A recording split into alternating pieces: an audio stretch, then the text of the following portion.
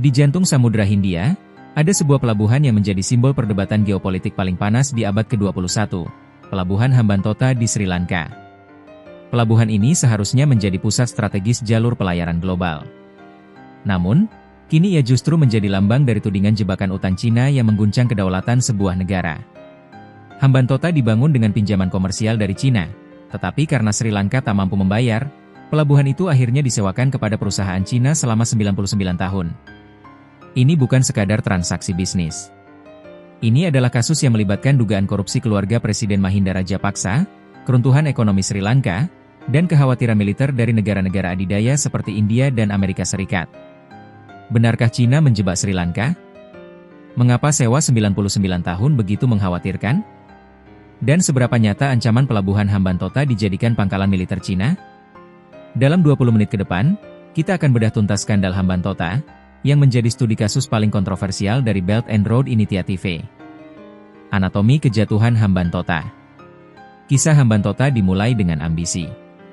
Sri Lanka, di bawah pemerintahan Presiden Mahinda Rajapaksa, ingin membangun pelabuhan laut dalam yang memanfaatkan lokasi strategis mereka, tepat di jalur pelayaran Asia dan Eropa. Masalahnya, pembangunannya dibiayai oleh pinjaman komersial dari Cina senilai sekitar 1,5 miliar dolar AS. Pinjaman komersial ini bukan pinjaman lunak, datang dengan suku bunga dan persyaratan yang lebih ketat. Pelabuhan ini, yang merupakan proyek unggulan dari Belt and Road Initiative, BRI, Cina, dirancang untuk sukses. Namun, ia justru menjadi lambang dari salah urus keuangan dan dugaan korupsi yang melibatkan keluarga Rajapaksa. Kinerja pelabuhan tidak optimal, dan utang menumpuk. Akhirnya, kegagalan finansial ini memicu gerakan rakyat yang menggulingkan Rajapaksa pada tahun 2022. Sri Lanka, menghadapi krisis utang yang parah, terpaksa mencari solusi drastis. Skema sewa 99 tahun versus mitos penyitaan. Di tengah krisis utang, Sri Lanka mengambil langkah yang paling kontroversial, menyewakan pelabuhan. Penting untuk meluruskan satu hal, pelabuhan Hambantota bukan disita oleh Cina karena macetnya pembayaran. Sebaliknya, Sri Lanka terpaksa menyewakan operasional pelabuhan kepada perusahaan Cina, China Merchants Port Holding Company Ltd, CM Port, agar Sri Lanka bisa mendapatkan uang tunai untuk mencicil pinjamannya. Rincian kesepakatan sewa, Juli 2017 di penyewa, CM Port, perusahaan Cina. Jangka waktu, 99 tahun. Pembayaran tunai, CM Port membayar 1,12 miliar dolar AS kepada pemerintah Sri Lanka. Uang tunai 1,12 miliar dolar ini digunakan untuk mengurangi utang pemerintah Sri Lanka kepada Cina. Perusahaan Cina juga setuju untuk menyetorkan investasi tambahan. Inilah yang memicu tudingan, jebakan utang. Ketika sebuah negara berdaulat harus menyerahkan kontrol operasional atas aset strategis nasionalnya dan itu pun untuk durasi 99 tahun sebagai upaya melunasi utang, kritik mengatakan itu adalah bukti bahwa pinjaman komersial BRI telah menjadi alat leverage politik dan ekonomi yang berbahaya. Protes publik dan perubahan kepemilikan. Kesepakatan awal yang memberikan perusahaan Cina kepemilikan hingga 80% saham di pelabuhan memicu gelombang protes besar dari serikat pekerja dan kelompok oposisi di Sri Lanka. Rakyat khawatir wilayah tersebut akan dijadikan koloni Cina. Tekanan publik ini berhasil. Pemerintah Sri Lanka kemudian merundingkan kembali kesepakatan tersebut untuk membatasi peran Cina. Kesepakatan baru pasca protes, perusahaan Cina setuju memegang 70% saham dalam usaha patungan dengan Otoritas Pelabuhan Sri Lanka, SLPA.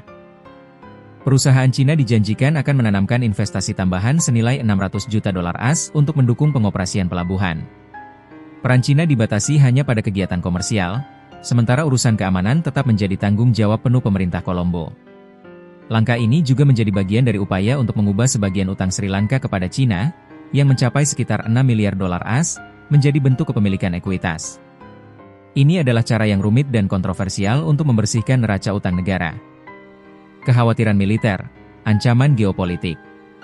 Isu yang paling mengguncang panggung internasional adalah kekhawatiran militer. Amerika Serikat, India, dan Jepang secara terbuka telah menyampaikan kekhawatiran mereka mengenai potensi penggunaan pelabuhan Hambantota oleh Cina sebagai pangkalan militer. Mengapa khawatir? Jalur strategis, Hambantota berada di jalur pelayaran global yang vital, mengontrol akses ke Asia dan Eropa.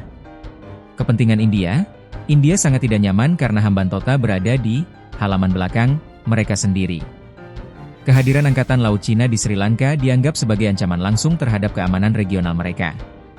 Meskipun pemerintah Sri Lanka dan kedutaan Cina membantah tudingan ini dan bersikeras pelabuhan murni komersial, ketidakpercayaan tetap tinggi. India dan AS melihat kesepakatan 99 tahun itu sebagai kontrol de facto yang, dalam situasi krisis, bisa dengan mudah diubah menjadi pangkalan logistik militer bagi Angkatan Laut Cina. Jaminan dari Sri Lanka bahwa Cina hanya akan menjalankan operasi komersial belum sepenuhnya meredakan kekhawatiran para rival geopolitik Beijing. Kisah pelabuhan Hambantota adalah pelajaran pahit tentang risiko pinjaman komersial besar dan urgensi tata kelola keuangan yang baik. Pelabuhan ini menjadi bukti bagaimana kesalahan manajemen domestik dapat membuka pintu bagi pengaruh asing yang luas. Meskipun pelabuhan ini tidak disita, penyerahan kontrol selama 99 tahun kepada Cina untuk membayar utang telah menempatkan Sri Lanka di pusat gejolak geopolitik. Kekhawatiran militer dari India dan AS akan terus membayangi Hambantota selama bendera Cina berkibar di pelabuhan strategis tersebut.